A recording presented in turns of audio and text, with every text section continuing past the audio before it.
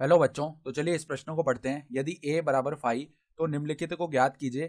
p p p a। इसका मतलब क्या है कि जो a समुच्चय, उसका घात समुच्चय, फिर उसका पुनः घात समुच्चय और उसका पुनः घात समुच्चय, ये हमें ज्ञात करना है। तो प्रश्न में आगे बढ़ने से पहले इस प्रश्न से संबंधित जो मुख्य उदाहरण है उसकी हम चर्चा कर लेते हैं। तो देखो, मुख्य उदाहरण, किसी समुच्चय का जो घात समुच्चय वो क्या होता है? किसी समुच्चय का किसी समुच्चय का घात समुच्चय उस समुच्चय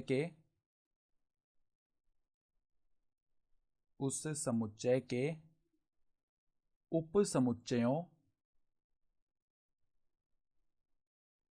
समुच्चयों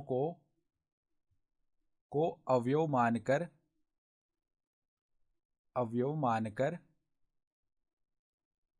बनाया गया समुच्चय होता है।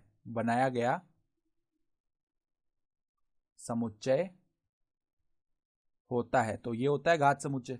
तो हमें देखो, जो ए समुच्चय दिया हुआ है ना, वो एक रिक्त समुच्चय है, तभी यहाँ पर फाइव लिखा हुआ है। तो फाइव जो है एक रिक्त समुच्चय होता है। तो रिक्त समुच्चय में तो अवयवों की संख्या शून्य होती है। ठीक है, तो हम जानते हैं किसी भी समुच्चय में अगर अवयवों की संख्या n है तो उसके उप समुच्चयों की जो संख्या है वो क्या हो जाती है, 2 की घात n। तो अगर हम a के उप समुच्चय लिखे ना, तो देखो 2 की घात 0, अर्थात एक उप समुच्चय आएगा इसका केवल, जो कि क्या हो जाएगा, रिक्त समुच्चय हो जाएगा।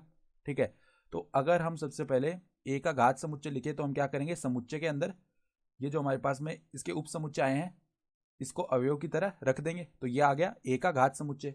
तो अगर हम देखो इसका पुनः घात समुच्चय निकालेंगे ना, तो पहले हमें पी ए के उप समुच्चय निकालने पड़ेंगे। तो पी ए के उप समुच्चय, अब देखो इसके अंदर एक अवयव है फाइव के रूप में, तो इसके उप समुच्चयों की संख्या क्या हो जाएगी, 2 की घात 1 यानी कि 2। तो एक तो उप समुच्चय आ जाएगा फाइव और एक ये खुद ही आ जाएगा।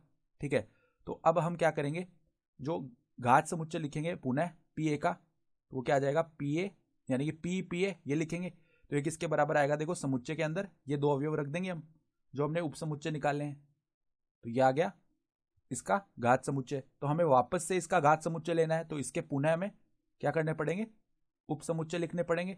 तो के उप समुच्चय लिख लेते हैं, उप समुच्चय। तो अब देखो इसके अंदर अवयवों की संख्या 2 हो गई है, तो इसके उप समुच्चय 2 की घात 2 यानी कि 4 आएंगे। तो कौन कौन से आ जाएंगे, एक तो फाइव। ठीक है, फिर देखो कौन सा आ जाएगा, अब ये जो दूसरा अवयव है ये वाला अवयव, इसको हमें समुच्चय के अंदर रखना पड़ेगा। ठीक है, ये आ गया दूसरा। फिर हम क्या करेंगे, जो फाइव है उसको भी एक बार हम इस समुच्चय के अंदर रख देंगे। तो 3 बन चुके हैं।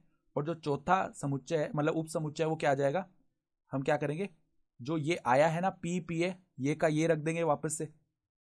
ठीक है, तो ये भी इसका एक उप समुच्चय हो गया ना। ठीक है, तो ये 4 उप समुच्चय हो गए। तो अगर हम इसका घात समुच्चय निकालेंगे तो घात समुच्चय क्या आ जाएगा, पी पी ए यानी कि पी पी पी ए, इसका जो मान है ना वो किसके बराबर आएगा। यहां पर हम पहले समुच्चय बनाएंगे, समुच्चय बना दिया और उसके अंदर ये चारों अवयव रख दिए जो हमने पी पी ए के उप समुच्चय निकाले थे, ये अवयवों के रूप में रख दिए। तो फाइव, फिर देखो यहां पर क्या आ जाएगा, ये वाला अवयव रख देते हैं।